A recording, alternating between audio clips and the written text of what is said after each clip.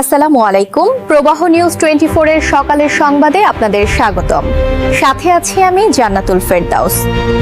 টাঙ্গাইল ৭ মির্জাপুর আসনের বিএনপির মনোনীত প্রার্থী ও সাবেক দুইবারের এমপি আবুল কালাম আজাদ সিদ্দিকী তরফপুর ইউনিয়নের সিট মামুদপুর বাজারে নির্বাচনী পথসভায় গুরুত্বপূর্ণ ঘোষণা দিয়েছেন। সাংবাদিকদের প্রশ্নের জবাবে তিনি বলেন, পাহাড় এলাকার বহুল আলোচিত হাটুভাঙ্গা ব্রিজের টোল আদায় আইনগতভাবে বন্ধ করা হবে। আগামী ত্রয়োদশ জাতীয় সংসদ নির্বাচনে পাহাড়বাসী যদি তাকে এমপি হিসেবে নির্বাচিত করেন তবে টোল বন্ধে তিনি আইনি পদক্ষেপ গ্রহণ করবেন। যেহেতু সাবেক দুইবারের এমপি ছিলেন এবং এইবারও সম্ভাবনা আছে আপনার, তো হাটুভাঙ্গা যে টুল প্লাজা আছে ওটা নিয়ে আপনার কি ভাবনা?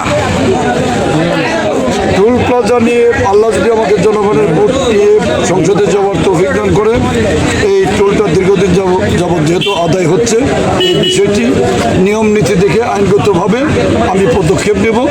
যদি এটার মেয়াদকাল কতদিন আছে এগুলো দেখে আইনগতভাবে যদি জটিলতা থাকে সেই জটিলতা কাটিয়ে আমি যাতে টোলটা এটা মৌকুব করা যায়, ফ্রি করা যায়, টোল যাতে আর না নেয় সেটা আইনগতভাবে বিচার বিশ্লেষণ করে পদক্ষেপ নেবেন।